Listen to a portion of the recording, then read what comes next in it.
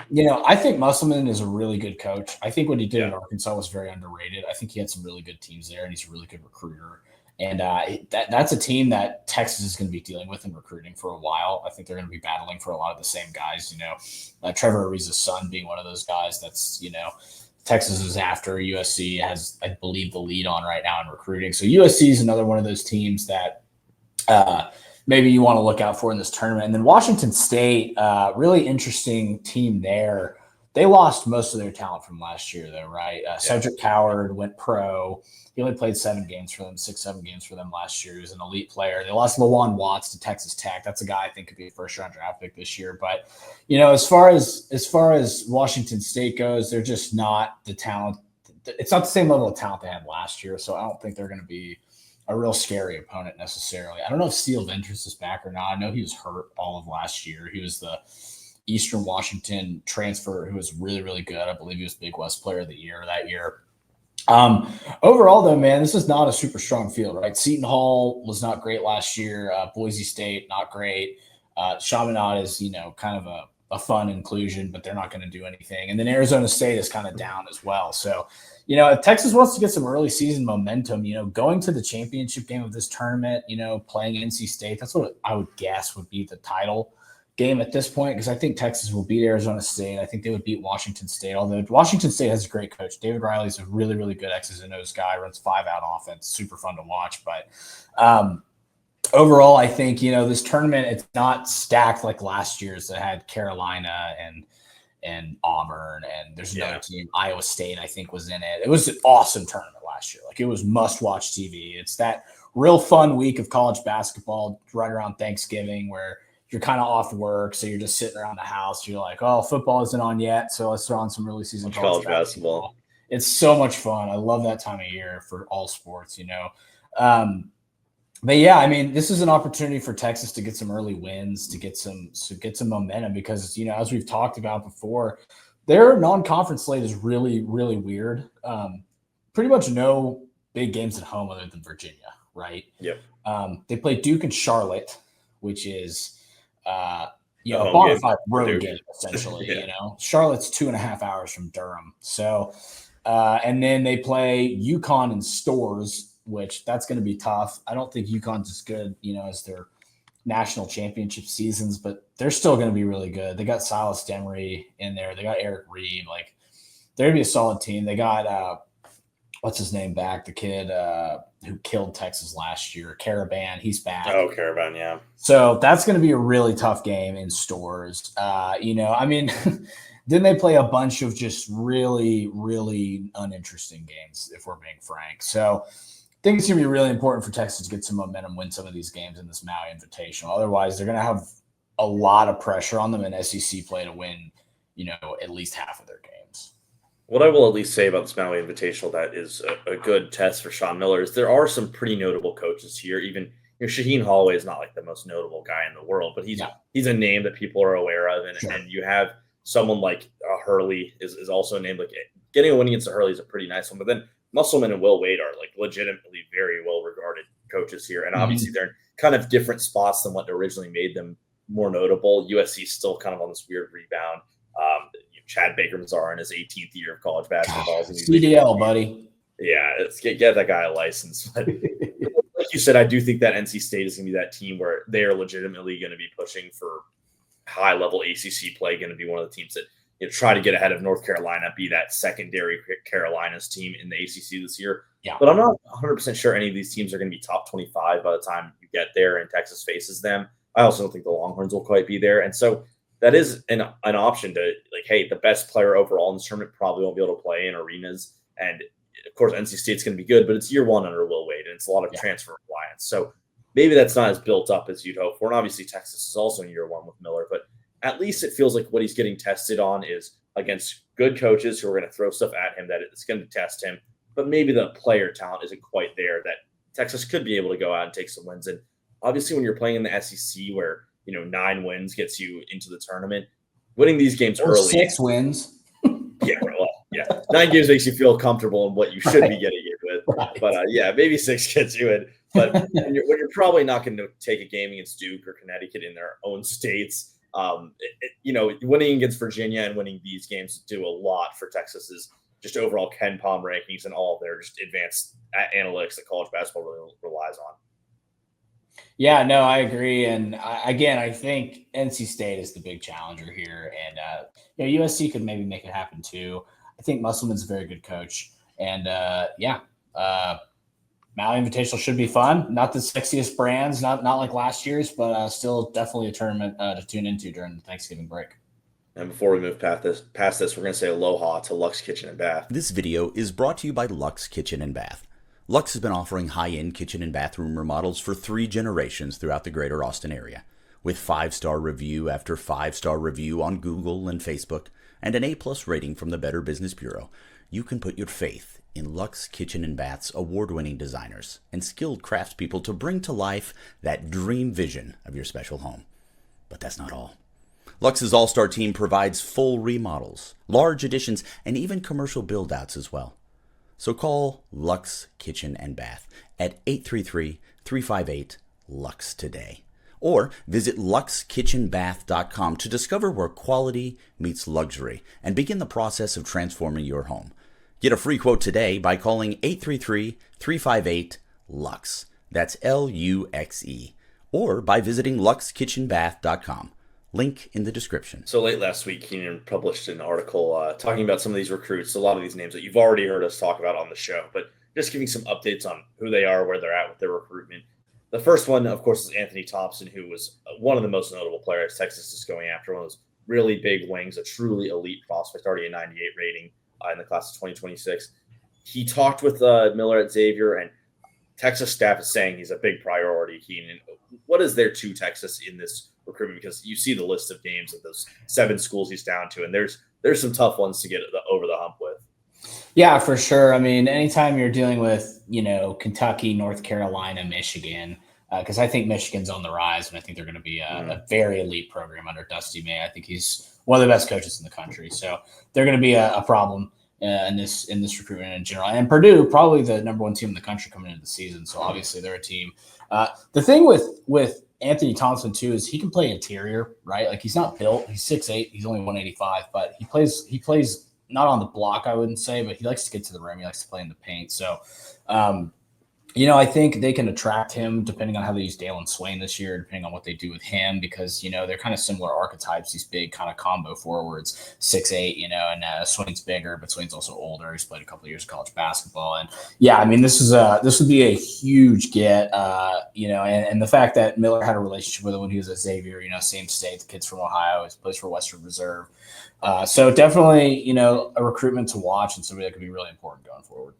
Yeah, one of those one and done types, but it could be kind of the crown jewel of this class if Miller can get it to work. Going down to Bo Ogden, who we've talked about quite a bit, the son of GM Chris Ogden, makes it such an attractive player to go after for the Longhorns. This really good knockdown shooter / wing. He's transferring over to Westlake. He's really close to his dad in the school, and updated his top list, which again has some killers on it. Purdue again is in the mix, but Texas firmly in that top 6 area, and of course that hometown close to his family idea. What's going on with Ogden right now? Yeah, so Tennessee's making a big push with Bo Ogden. Chris played for Rick Barnes, so obviously there's a connection there.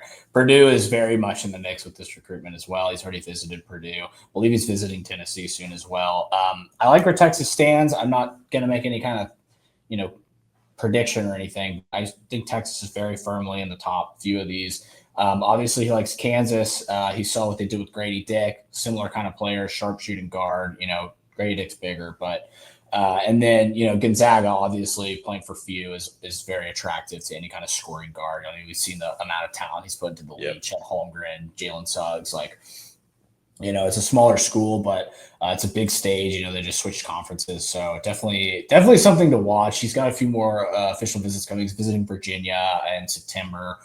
So definitely one to watch there, and that would be a huge get. He's the type of guy that I think would play maybe 2 years in college and could be like an All-American type of guy, a second year, an All-Conference guy. I think he's that level of player. And those can honestly be more valuable than the one and dones because you're extracting 2 years worth of value, and that second year is maybe a better college guy than NBA guy. Yep. 2026 point guard Tay Kinney out of Overtime Elite. He's from Kentucky, but he's an OTE guy. Has a big list of schools that he's cut down to. Texas is, of course, one of them, but so early on in this recruitment when there's this big of schools. Yeah, it's hard to see Texas as a standout one, but he is coming on September 12th, not too far away at this point.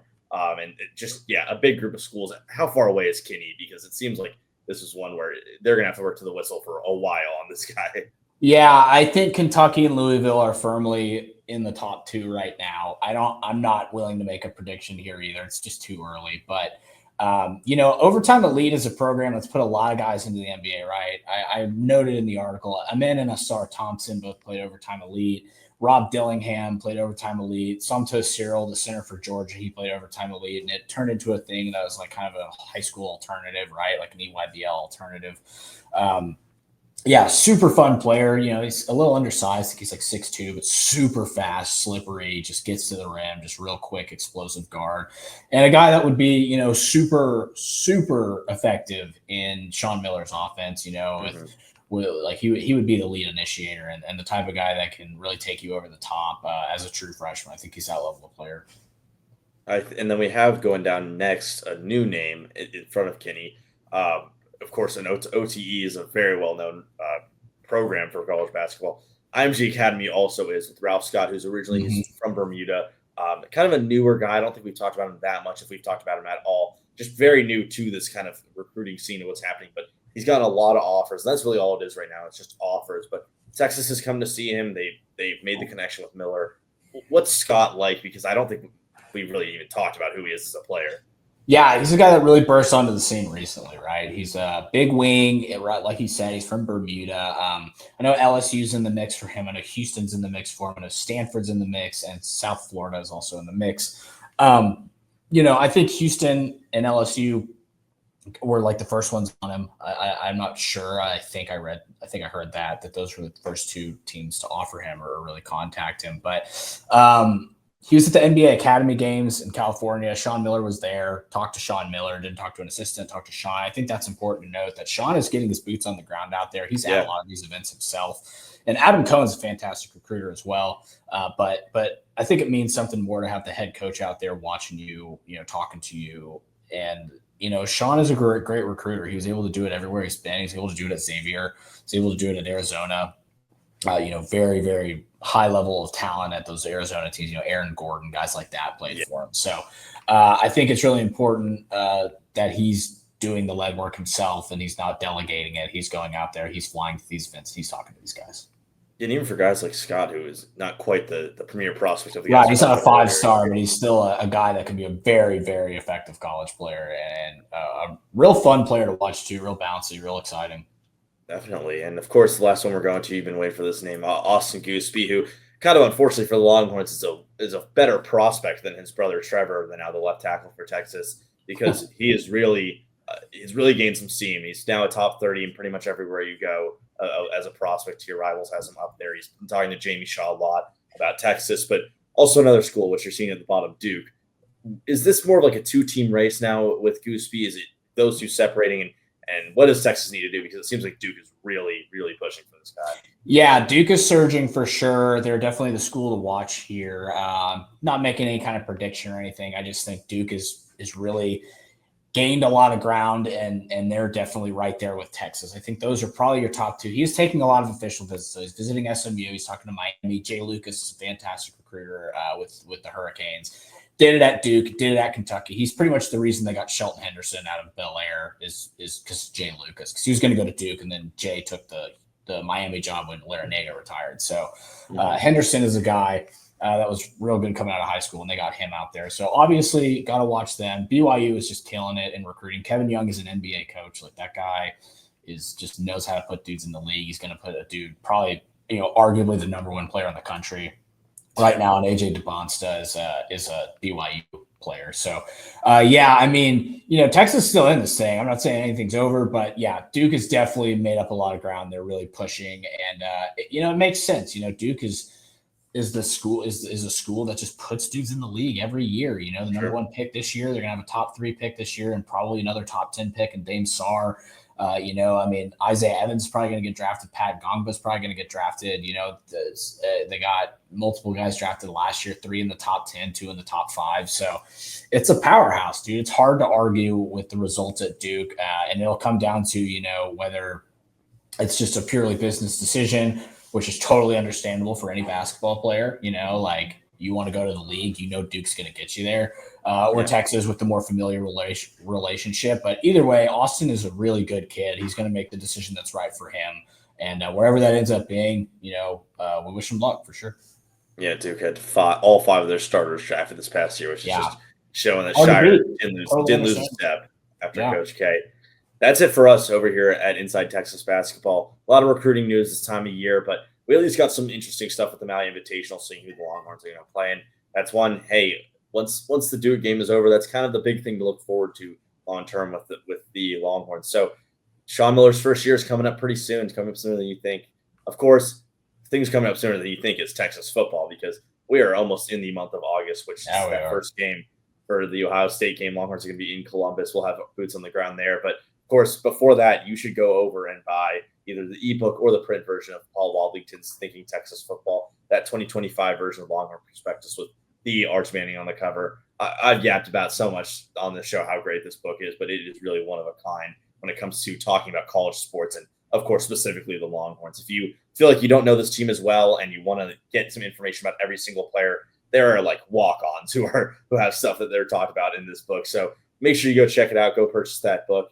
The link can be found in the description of this video. That's going to do it for us here at Inside Texas Basketball. I've been your host, Evan Beath. As always, Keenan Womack next to me. Thank y'all for watching. We'll see you next time.